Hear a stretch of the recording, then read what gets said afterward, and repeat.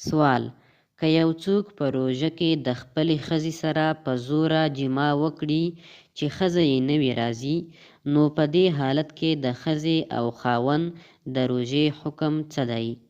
ځواب په همدې ویډیو کې راسره وګورئ.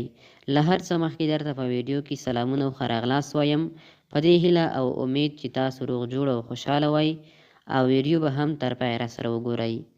دوستانو، په دې ویډیو کې درته د روژې د فقهي مسایلو په لړ کې د یوې ضروري پوښتنې ځواب وړاندې کوم. هغه دا چې که یو څوک د خپلې ښځې سره په روژه کې په زوره جما وکړي نو حکم یې څه دی؟ چې ځواب یې درته په همدې ویډیو کې درکوم. او د داسې نورو اسلامي او جالبو معلوماتو دپاره درسره زموږ چینل هم سبسکرایب کړئ. که یو څوک د ښځې سره په زور جما وکړي د روژې حکم یې څه دی؟ ځواب: که په روژه کې د ښځې سره په زوره جما وشي، په داسې حال کې چې د ښځې خوښه نه وي او خاوند ورسره په زوره جما وکړي، نو په دې حالت کې د ښځې روژه ماته ده. په ښځه باندې صرف قضا شته او کفاره نشته ورباندې. او د سړي هم روژه ماته ده، په سړي باندې هم قضا ده او هم کفاره.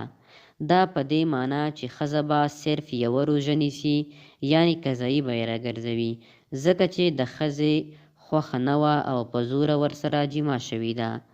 خو دا چې د سړي بیا خوښه وه او په خپله خوښه یې جما کړې ده، نو هغه به هم قضا راګرځوي او هم کفاره، چې قضا یوه روژه او کفاره بیا 80 پرله پسې روژې دي.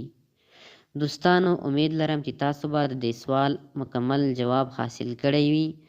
که تاسو هم کومې پوښتنې لرئ، موږ سره یې کمنټ کړئ، تر څو موږ درته د مفتي صاحب څخه ځواب راوړو او تاسو ته یې په ویډیو کې بیان کړو. د نورو معلوماتو لپاره درسره زموږ چینل سبسکرایب کړئ. مننه.